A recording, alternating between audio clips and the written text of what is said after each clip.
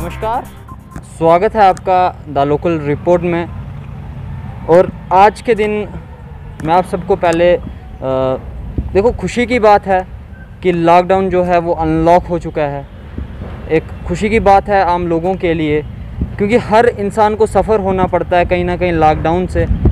लेकिन इस समय की अगर मैं बात करूँगा तो मैं बस स्टैंड में हूँ। ओल्ड बस स्टैंड कहा जाता है इसे।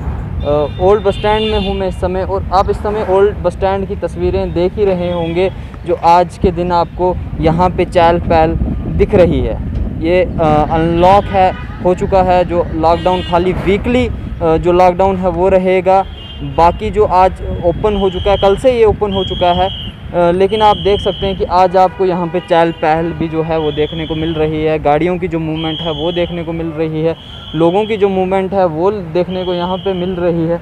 लेकिन जो ज़रूरी सर्विस हैं, ज़रूरी सर्विस भी ओपन रहेंगी। और मैं आपको बता दूँ, यहाँ पे जो पुलिसकर्मी हैं वो भी ड्यूटी पे लगे हुए हैं। आप देख सकते हैं, आपको यहाँ पे विसल सुनाई देंगे और राउंड अप भी देखने को आपको यहाँ से मिलेगी। जो पुलिसकर्मी हैं वो यहाँ पे ड्यूटी पे लगे हुए हैं, वो देख रहे हैं कहीं पे ज़्यादा गैदरिंग ना हो। लेकिन आप देख रहे होंगे यहाँ पे एक साथ आपको लड़कियों का झुंड भी दिख रहा होगा, जो 3-4 साथ में ही है। और एक अगर मैं दिखाऊं, जो येलो ड्रेस है उसने अभी मास्क नहीं पहना है, उसके साथ ब्लू है उसने भी मास्क पहना है पर नीचे करके रखा है। कहीं ना कहीं कमियाँ, कहीं ना कहीं ये चीज़ें जो हैं वो देखनी पड़ती हैं, समझनी पड़ती हैं हमें खुद से। मैं डोडा के लोगों का शुक्रगुजार भी करना चाहूँगा, क्योंकि उन्होंने काफ़ी अच्छा कोऑपरेट किया। अगर हम बात करें पुलिसकर्मियों के साथ, हर एक उन्होंने इस चीज़ को समझा कि ज़रूरत है। और हमारे डोडा में भी पहले ही काफ़ी केसेस, अच्छे खासे मात्रा में जो केसेस थे वो आ रहे थे। कंटेनमेंट जोन की अगर बात की जाए, वो भी यहाँ पे अच्छे खासे जो कंटेनमेंट जोन थे वो भी हमारे डोडा डिस्ट्रिक्ट में हमें देखने को मिले। उसी के अगर मुताबिक अगर मैं बात करूँ, जो ये लॉकडाउन है अनलॉक कर दिया गया है, अनलॉक कर दिया गया है। कल से अनलॉक की जो प्रक्रिया है वो शुरू हो चुकी है, अनलॉक हो चुका है। लेकिन अगर मैं बात करूँगा, कहीं ना कहीं आर्थिक जो नुकसान था उसको देखते हुए गवर्नमेंट को ये अनलॉक करना पड़ा। लेकिन अगर देखा जाए, क्या आपको लगता है कि अभी वो हालत थी कि अनलॉक होना चाहिए?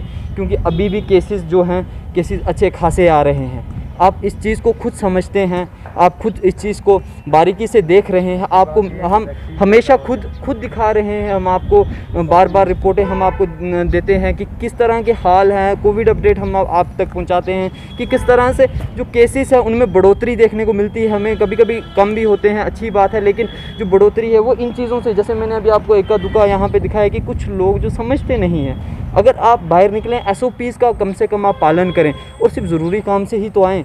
अगर क्या काम है आपका, ऐसे आप बाहर बेफालतू में ना आएँ। अगर आपको बहुत ज़रूरी है आप फ्री आएँ, और साथ में SOPs का पालन करें। आप बाहर तो आ रहे हैं पर SOPs का पालन क्यों नहीं कर रहे हैं? 2 गज की दूरी रखें, अपना मास्क जो है वो प्रॉपर तरीके से आप पहने रखें।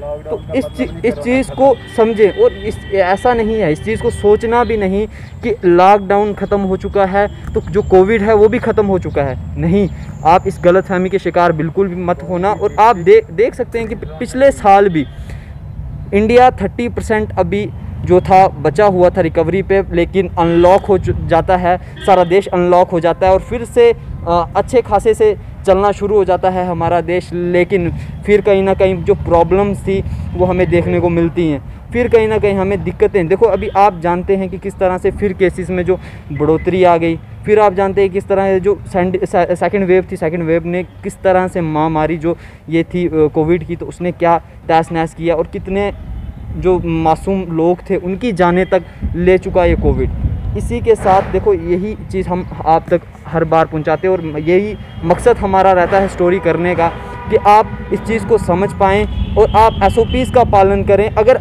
गवर्नमेंट गाइडलाइंस निकालती है, उस गाइडलाइंस का प्रॉपर तरीके से आप पालन करें। अगर आप उसका पालन करेंगे तो एडमिनिस्ट्रेशन के साथ हम जब कोऑपरेट करते हैं, गाइडलाइंस का पालन करते हैं, तो वो हमारे लिए अच्छा है, हमारी सोसाइटी के लिए अच्छा है। हम अपने देश की बात करें, हमारे देश के लिए अच्छा है। तो इस चीज़ को आपको समझना पड़ेगा। और मैं आपको बता दूं, जो ज़रूरी सर्विस थी, जो ज़रूरी सर्विस हैं वो ओपन रहेंगी। जैसे चिकन शॉप्स हैं और मेडिकल स्टोर्स हैं वो आपको ओपन मिलेंगे। इसी के साथ बेकरी, आपको डेयरी जो है वो आपको ओपन मिलेगी कंटिन्यू।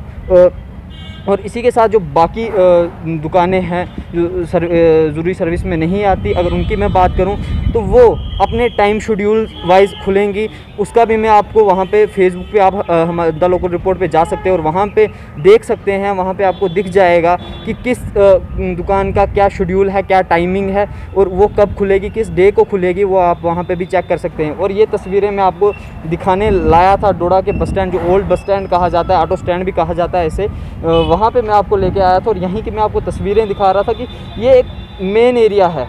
जो ये मेन एरिया है, यहाँ पे जो रश है वो देखने को मिलता है ज़्यादातर। यहाँ पे लोग आते हैं, अपने कामों से आते हैं, तो उस वजह से मैं यहाँ पे आपको लेके आया था, तो आप देख सकें कि डोडा के क्या हाल हैं। लेकिन डोडा के लोगों ने काफ़ी कोऑपरेट किया है, काफ़ी समझा है और मैं चाहता हूँ आप आगे भी इस तरह ही कोऑपरेट करें और समझें और इसी के साथ एकजुट रहें।